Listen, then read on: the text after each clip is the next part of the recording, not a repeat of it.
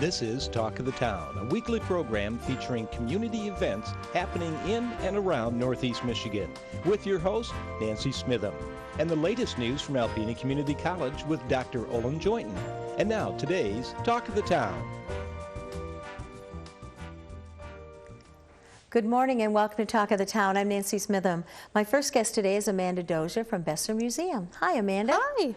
I know you're happy, perky, bright, and sparkly as you always are, Yes. but your seasonal light's coming up. Well, and that's exactly why. We have a wonderful opportunity for the community this year. We have recently acquired a collection that has never before been seen in Alpena. Oh, yay. So this is going to be our debut, the seasonal light reception, and I'm breathtaking. I can't even explain. And I have to tell everybody, we have over 50 wildlife mounts from the Cranbrook Academy of Science from all over the world. We're talking zebras, lions, warthogs, things that this area hasn't seen before. This collection's never been on display. Plus, of course, our beautiful artists have all gotten together and really added that extra pow and pop to the museum. So we're very excited. We're also doing a really clever thing this year called Girls Gone Wild. It's going to be a fashion show on November 16th from 6:30 to 8:30 right at the college in the Granum Theater. Oh. We're encouraging ladies to wear your animal print outfits that may be a little too wild for the office or just something an excuse to wear something fun. We're also encouraging you to pull your old minks and heirloom furs out of your closet and come and fashion them, model them for us. We will be doing, if you want to do that, we'll fill out a note card with all the information where the coat came from or the mink or however, whatever you have, and you'll get to model it right on our runway. Yay. And also a great presentation on the history of fashion, why it started, why furs remained popular, and so on and so forth. So wonderful. Great. $10 a ticket for that. You can get them right at the Besser Museum. It's going to be an awesome evening. Something just for the ladies while the boys are out playing in the woods with their furs. Okay. So are there refreshments and things? Oh yes, there'll be refreshments, desserts, that type of stuff. Okay. Little finger foods. It's going to be a great gathering, a great time, just a sort of, an excuse for the ladies to play while the boys are away type of thing. And it is a Friday evening, so it'll be, after work. It'll be nice not to interrupt the weekends that we know are oh so busy this time of year with all of the holiday prep. The museum looks fantastic. The gift store, the extended gift store, is open again. We've got great vendors in there again. Sam Muchellis has his pottery, amazing handmade all natural soaps. There's doilies and mittens and scarves and hats, and the list goes on and on and on for all the wonderful things. And the prices are really affordable. Oh, they are, and that's what I like about this a lot. This is a great way for the area vendors to come in and display their stuff for more than just one craft show. They don't have to man their booth. I get to do that for them, which is my pleasure, and I love to promote our local artists. So, yeah. Now, do you have to pay an admission fee just to go into the store? Not at all. The store is free. You just come right in and say, hey, I'm here to look at your gift store. We even have wish list things. If you come in there, oh, I really like this for a gift, you can jot it down and give it to your husband or your significant other, your friends and family, so they can come and actually purchase the item for you. We did a lot with kids stuff this year, stocking stuffers, the old-fashioned toys, marionette puppets. It's pretty cool. I'm very excited. Great theme. So yeah, it's, of course, again, always very fun and festive. Okay, wonderful. So what else is happening at the museum? We do have our seasonal light, or our planetarium show, the Royal Star, which is a great planetarium presentation that we do this time of the year. We also have a great lecture series in December, which is all on our website. We have Delyn Medina. We call it a new twist on Christmas. She'll come in and do a presentation on affordable ways to kind of personalize your Christmas tree, your home. It's really cool. She had made a bunch of animal print ornaments and bows and stuff for our trees, which we're just looking going, you have to do this for the community as well. She's absolutely. Bob Skuse is going to come in and talk about wildlife safaris, mounts, all these great adventures he's been on. And we have also another gentleman who's going to come in and talk sort of along that same lines, but with a little bit of a different twist to that. Free Family Fun Day will be the third Saturday in December. Okay. Santa Claus will be there. So it'll and be that was great. a big hit last year. Yes, and it's always, we really love to do this. It's our gift to the community. As much as we can give back at this time of year, we really like to. And then that's where I like to stress with this collection is we have to let the community, I cannot wait to see those kids come in and their eyes as big as quarters as they're looking at an ostrich that stands 4 feet taller than they are. It's amazing. Yeah, it's going to be great. And then you have other displays too? We do have some, we have an artist from Alpena Community College, one of the ceramic students, has made giraffe heads as part of one of the displays. They're beautifully done, ceramic glaze, just awesome for that exhibit. We have, of course, our Old Fremont Christmas Village is up. The Avenue of Shops has never looked better than it does this year. It is incredible. And then, of course, our World Trees we have again, and you know, all that. So it's going to be great. And what about Christmas parties this year? Christmas, please call. We do have a different setup because of the one gallery being occupied with all of the wonderful wildlife mounts. We've got a little clever this year, so we've got some other really great places to put parties, and we already have a couple booked. So call as soon as you know, and we'll accommodate you. You know what a wonderful place to have a Christmas party. The ambiance is great. It's already decorated for you, so it works out really well. Do you have a lot of school groups coming in? Oh yes, oh yes. December is almost booked already. We've gotten the letters out to the teachers, so if you're a teacher as well and you want to book the museum, please do. We've got a lot of great activities that go along with the wildlife theme, but still keeping it with the benchmarks, and it'll be great. Okay, and a good time of year as the year is winding down for people to think about volunteering. Yes, volunteer, please, please. We have a great program. I'm now kind of in charge of that program, so you call and talk to me. Good. And we can set you up on different projects. We have descriptions for each department, what you'd rather fit into. We'd like our volunteers to be able to come in and do something they want to do, not a paperwork project. You know, if you like data entry, great, I've got a lot for you. But if you want to do something more collections related or more facilities related, we have jobs for that as well. So it's really great how we're developing this program. Okay, and all the December programs you said are on the website? Yep, they're all on our website. It is www.bessermuseum.org. And 356-2202? That's right. Call and find out what's going on. That's right, you talk to me. And sign up to be a volunteer. Yep, absolutely. Okay, well, Amanda, thank you so much for being here, and congratulations to everyone there for making the museum a wonderful place in our community to go. Thank you. All right, thank you.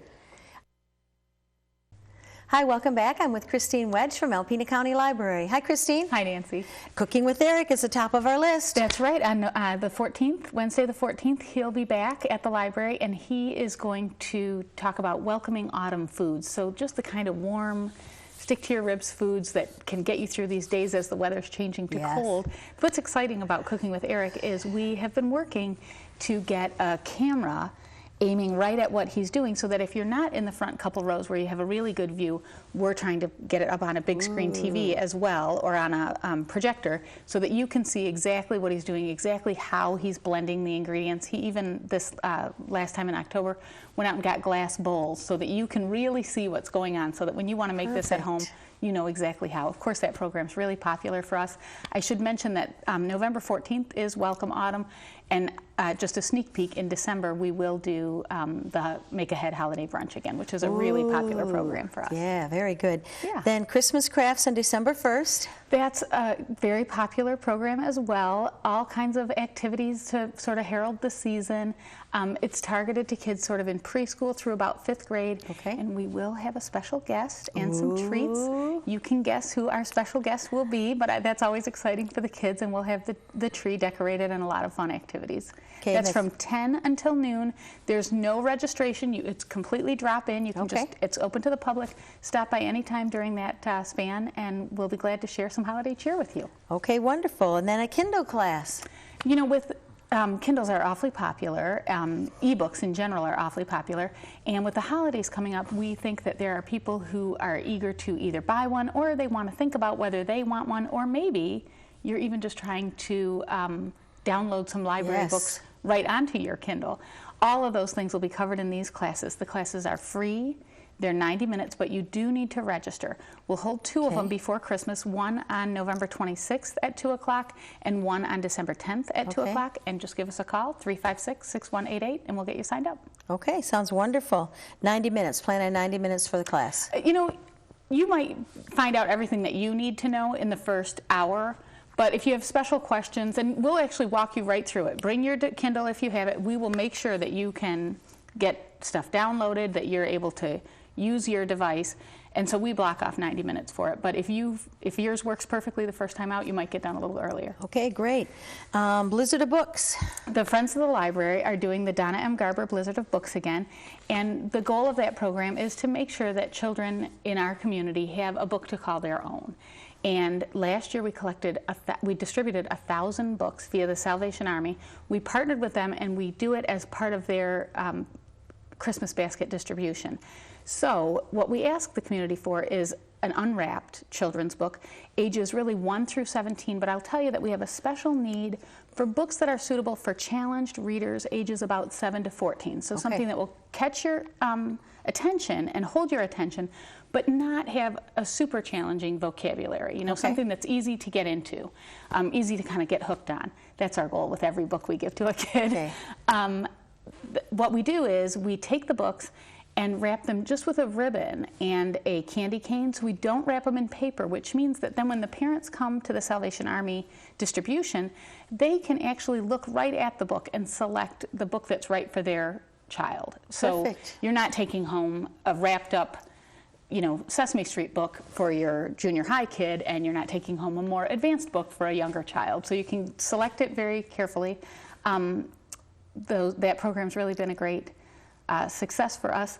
And I should mention that if you're not sure what books would be suitable, or what, you know, just buying one in the hustle of the season seems like a little too much, 2 options. One, you can certainly just drop off a donation, cash or check, to the library, to the Friends of the Library, and we'll make sure that it gets spent on books for that program.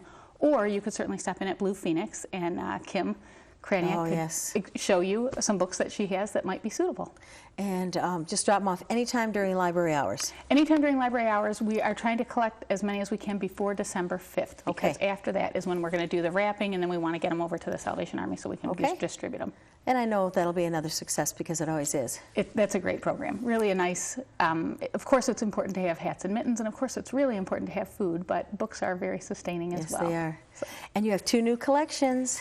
We do, and I wanted to mention this especially because of the nearness of Veterans Day. The Special Collections area at the library has just received 2 collections, and it's really a neat place to work, because there's always interesting things coming in.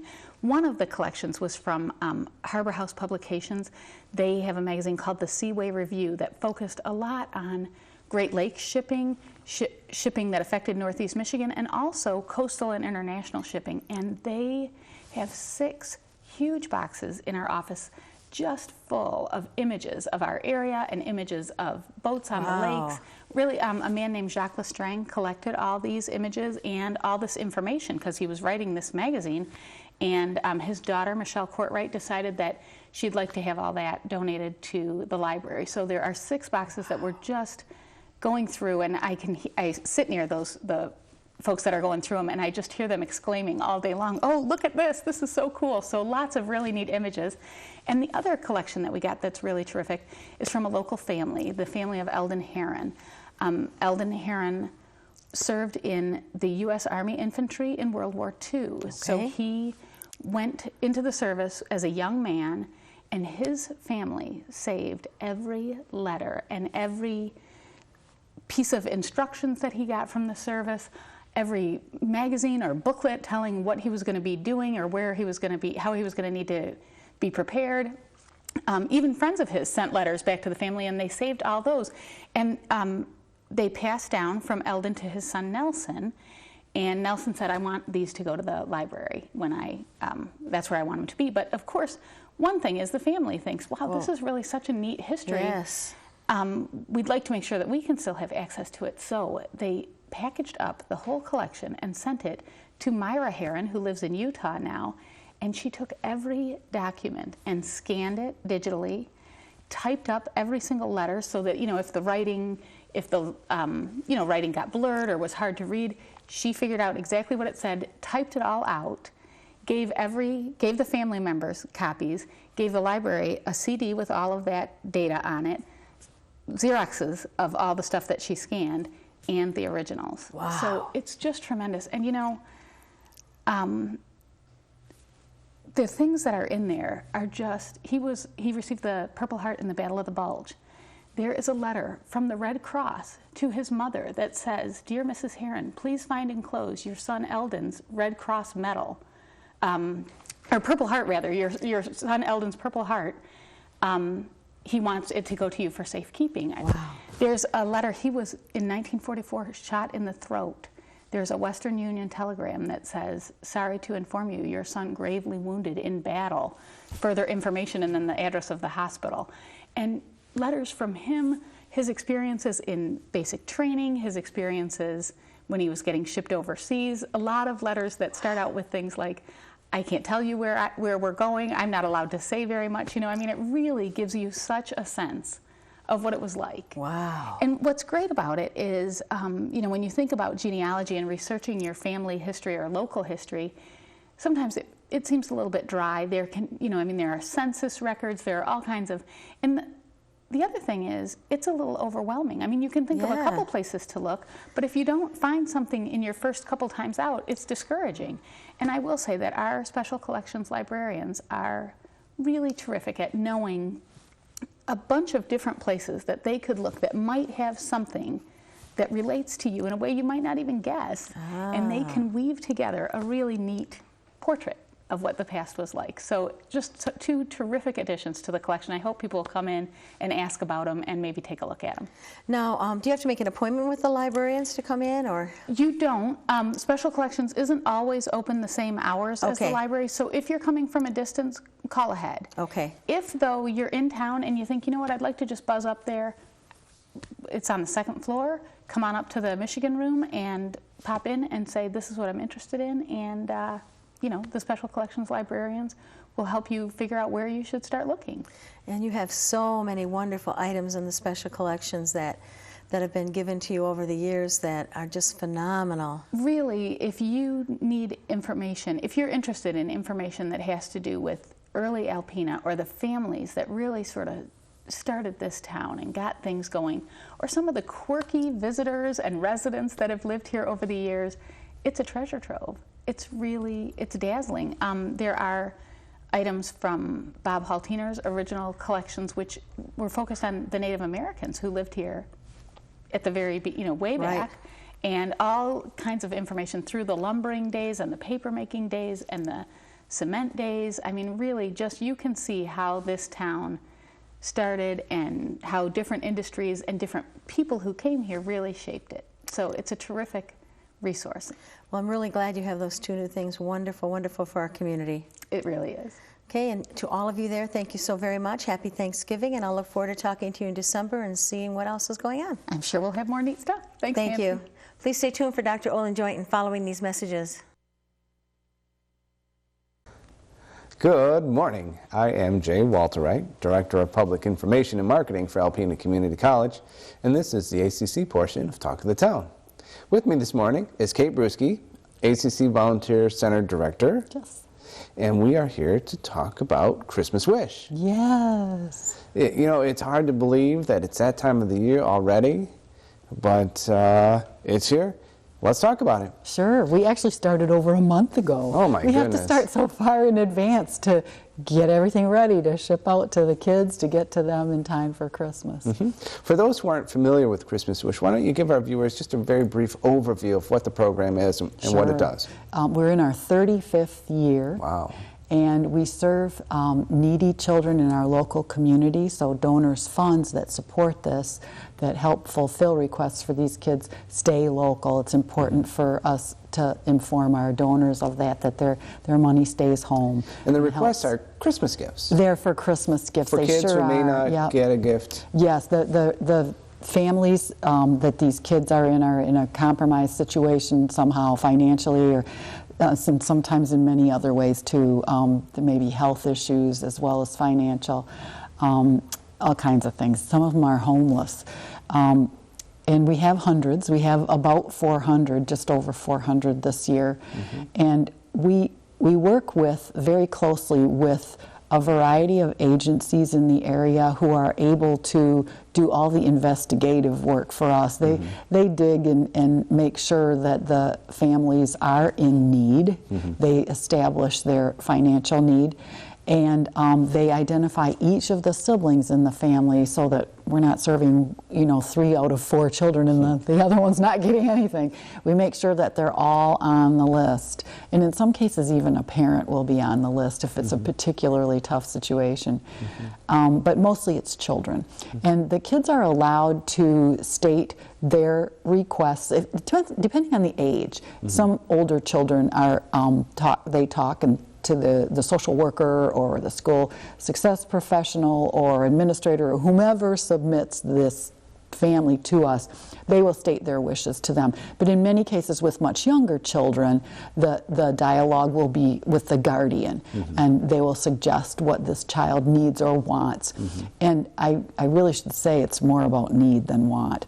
The things that are on our list are usually clothing items, lots of bedding items. There's nothing frivolous. No ponies. No, and we do have a limit of what we can take for a child's list. Good. But those names come to us, and that the deadline for that submission is in October. We don't accept any private submissions. Unfortunately, we are not in a position with our staff, which is me and a wonderful part-time co-worker, Katie Evans.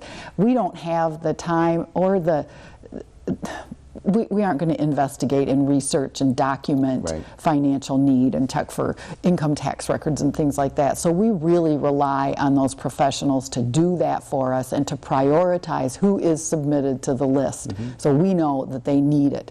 Yeah, why don't you talk about those partners that work with us on Christmas Wish, because they're the ones who do the vetting of the... Yes, it's primarily school success workers. We work with school success workers in all of the Alpena schools, and we also work with some of the schools outside Alpena County, Hillman specifically, and Posen.